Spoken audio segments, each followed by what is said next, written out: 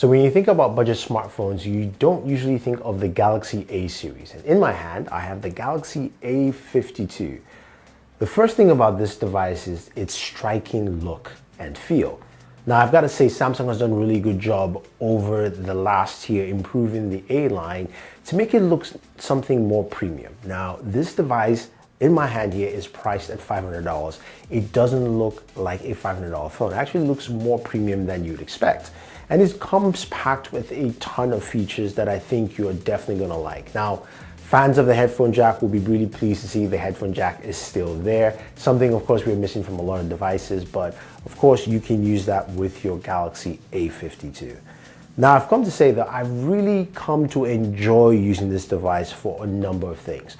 Display is 6.5 inches, and in your hands, it feels really comfortable to hold, and it's got a really nice kind of, square or rectangular feel to it. Now, this display is a 120 Hertz display, so you're talking about some really nice smooth motion all the way through, which is great, whether you're surfing the web, whether you're on Instagram browsing up and down, or on Twitter, it doesn't matter. And of course, while you are gaming. That, of course, is the big part. So speaking of gaming, this device rocks a Snapdragon 750G. Now, it's a 5G processor.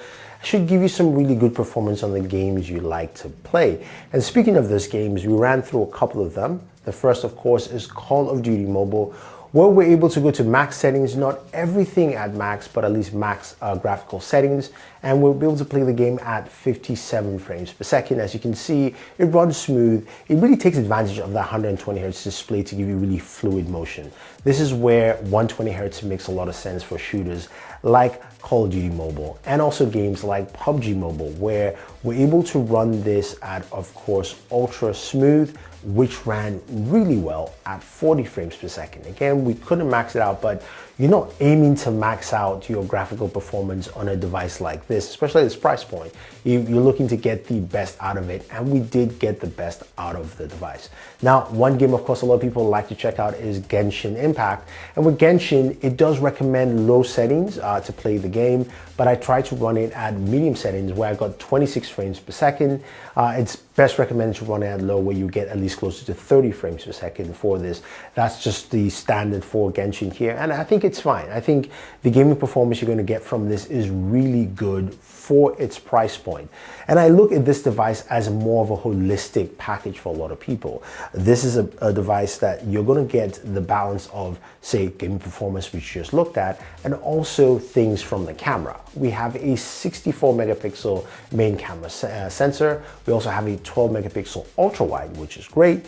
And we have a 32 megapixel front facing camera. So let's jump in and take a look at video from the camera. So let's talk camera. Now, the Galaxy A52A shoots at 4K 30 with a front facing camera, as well as the rear camera, which I'm shooting right now at 4K 30, kind of walking down slowly and giving you an idea of what you can do with that. As I mentioned, the rear camera also shoots 4K, and you can switch to that camera while recording, which is pretty cool. And you can also switch between the lenses. So I have the regular lens here, main lens, and I have the wide lens, and I also have the 2x zoom lens. So you've got that all built in. Switch back, and you can see me here. It is a windy day. I am not using the earbuds. I just had them because I was listening to music. I'm out here, there's no one around me, which is why my mask is off, but I do have my mask with me. But you have an idea of how well it shoots video at 4K 30, and of course, you also have Super Steady, which I'm about to show you right now. This is Super Steady.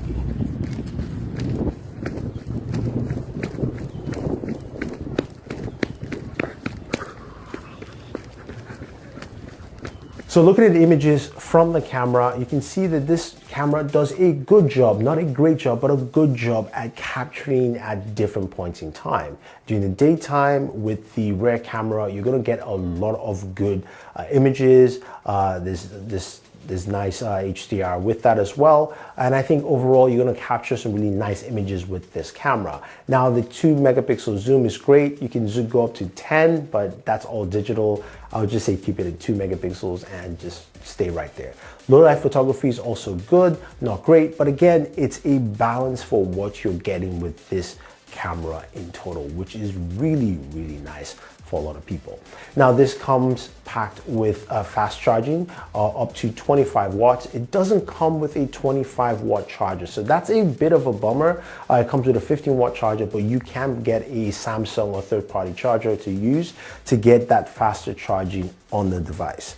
Now, I think when you look at the Galaxy A52, you're going to find something that you like, very pleasing just in sight and just in terms of looks. It's going to look like a device you want to pick up and use. And I think functionality, it's going to impress a lot of people. If you don't want to spend a lot of money going up to a Galaxy S21, which is priced at $799, or go all the way to the Ultra, which is about $1,000 or more, this at $500 is well priced and well